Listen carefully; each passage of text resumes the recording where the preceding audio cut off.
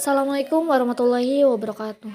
Kami dari kelompok 4 yang beranggota Angel Elga, Putri Andini, Rafli Raju, Siti Nur Endah, dan Wita Nursah Azizah.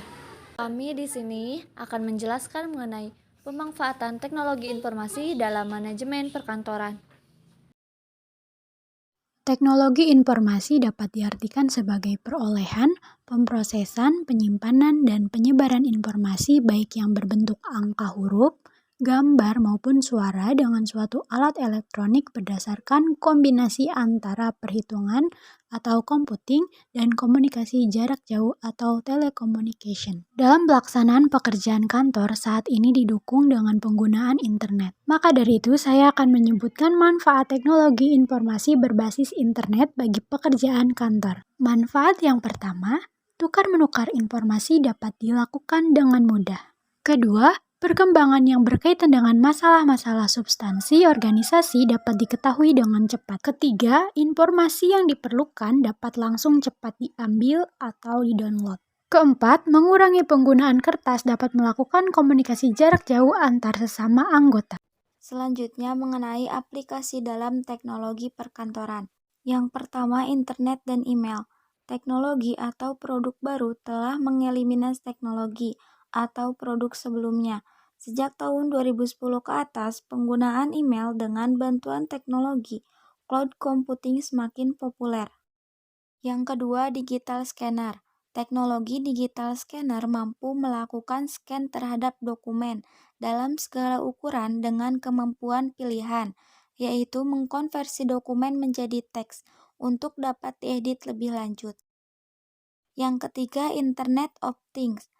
Jaringan objek fisik atau benda yang ditempelkan dengan sensor, prosesor, perangkat lunak, dan kemampuan konektivitas jaringan. Yang keempat, digital security. Penggunaan peralatan digital dalam melakukan seleksi dalam hal absensi dan akses pintu masuk, baik berupa ruangan atau lift serta peralatan lainnya. Yang kelima, aplikasi pengolah data dan kata. Sistem aplikasi pengolah data dan kata serta presentasi yang banyak dipergunakan dalam perkantoran adalah produk dari Microsoft. Yang keenam, dashboard reposting system merupakan laporan yang membantu dalam manajemen tingkat atas dalam mengambil keputusan yang cepat dan tepat. Dan yang terakhir, video conference. Konsep small office home office pada awalnya mengusung teknologi video conference sebagai pendukung komunikasi antar karyawan dan dengan pimpinan perusahaan. Dampak positif dan dampak negatif mengenai penggunaan teknologi.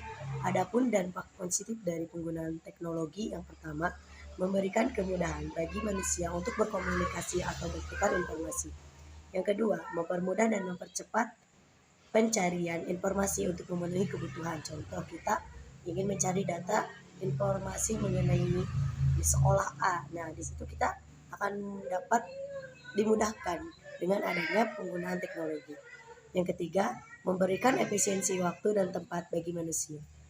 Untuk yang selanjutnya yaitu dampak negatif dari penggunaan teknologi. Yang pertama, meningkatkan peredaran informasi palsu dan menyesatkan, atau biasanya juga suka ada dijadikan kesempatan bagi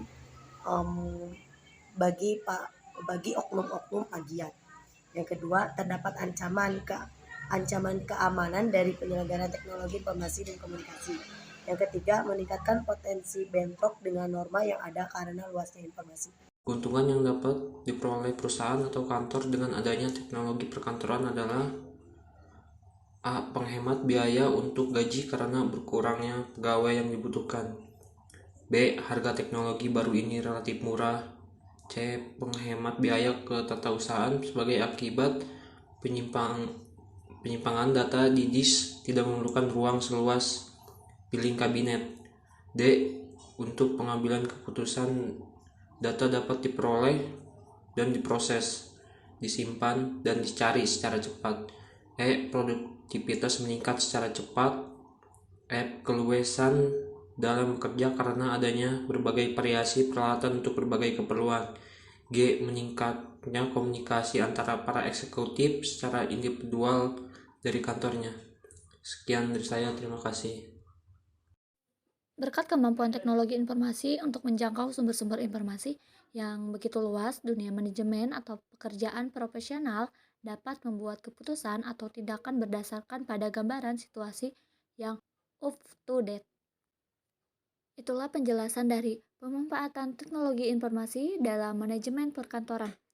Terima kasih. Wassalamualaikum warahmatullahi wabarakatuh.